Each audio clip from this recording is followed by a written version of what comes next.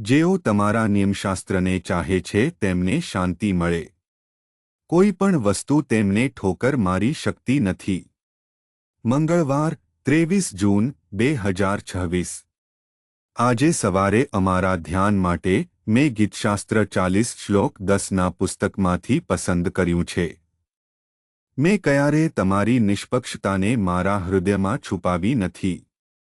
મેં મહામંડળીમાં તમારી વિશ્વસનીયતા અને તારણ વિશે જાહેરાત કરી છે. સુપ્રભાત મિત્રો.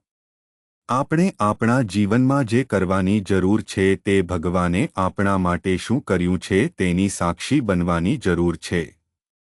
ચાલો આપણે આ શ્લોક પર ધ્યાન આપીએ. આજની સવારના ધ્યાનની થીમ છે સાક્ષી બનવું. અહીં આપણે જોઈએ છીએ કે ડેવિડ ગીતશાસ્ત્રી ભગવાન તરફથી મળતી મદદ વિશે વાત કરે છે.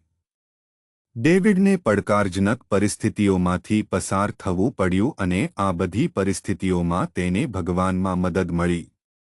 ભગવાન તેની આસપાસના તમામ પ્રકારના જોખમોથી તેનું રક્ષણ કરી રહ્યો હતો.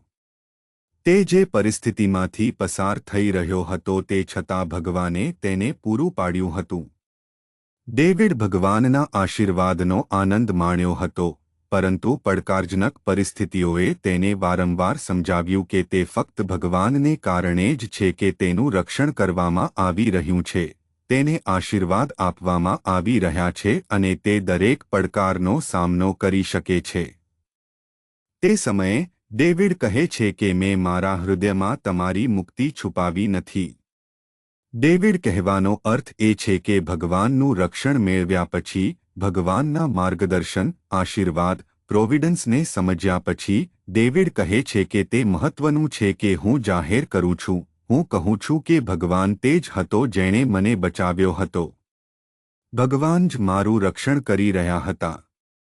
તે ભગવાન હતો જે મને પૂરી પાડતો હતો અને તે કહે છે કે તે બધા સાથે શેર કરવા માંગે છે કે તે કેટલું અદ્ભુત છે કે આપણે ભગવાને આપણા માટે શું કર્યું છે તે જણાવીએ છીએ.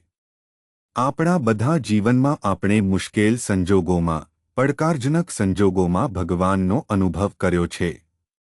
જ્યારે આપણે ભગવાનનું રક્ષણ અથવા આશીર્વાદ મેળવીએ છીએ, ત્યારે આપણે તે કહેવાની જરૂર છે કે ભગવાને મહાન કાર્યો કર્યા છે.